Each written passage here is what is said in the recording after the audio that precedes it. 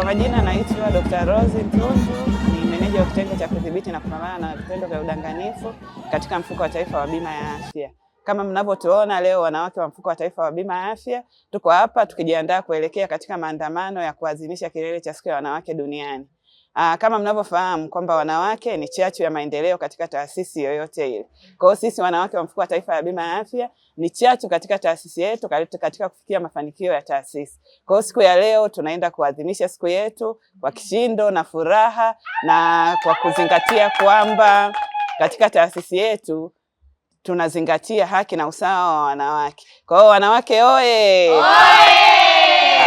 Tunawatakia wanawake wote duniani siku hii ya leo waweze kusherehekea kwa furaha, na zaidi Mungu aendelee kubariki kazi zote na za wanawake zinazofanywa katika taasisi mbalimbali.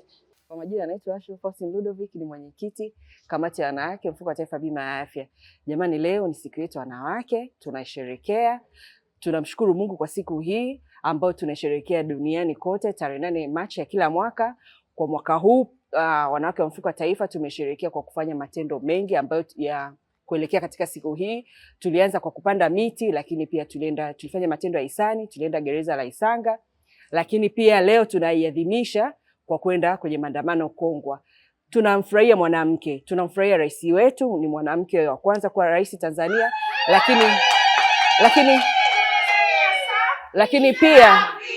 lakini pia tunamshukuru Mungu kwa kuwa na DG mwanamke kwenye taasisi yetu.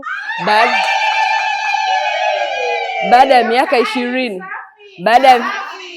baada ya miaka 20 mfuko umeweza kuwa na kiongozi mkuu ambaye ni mwanamke, Dr. Irene Isaka. Tunamshukuru kwa kuwa ni mlezi wetu, ni kiongozi wetu, ametufikisha wanawake hapa. Lakini pia tunamshukuru amekuwa akiteua wanawake katika zile nafasi mbalimbali ambazo zinatokea. Tumekuwa tuna teuzi mbalimbali, tumekuwa na teuzi za ofisi za kimkakati, ambapo tunaona katika teuzi zile amewapa kipaumbele wanawake. Tunamshukuru sana na tunazidi kumwombea Mungu aweze kufanya yaliyo bora katika taasisi yetu na kwa taifa kwa ujumla. Jamani, kina mama oye! NHIF juu!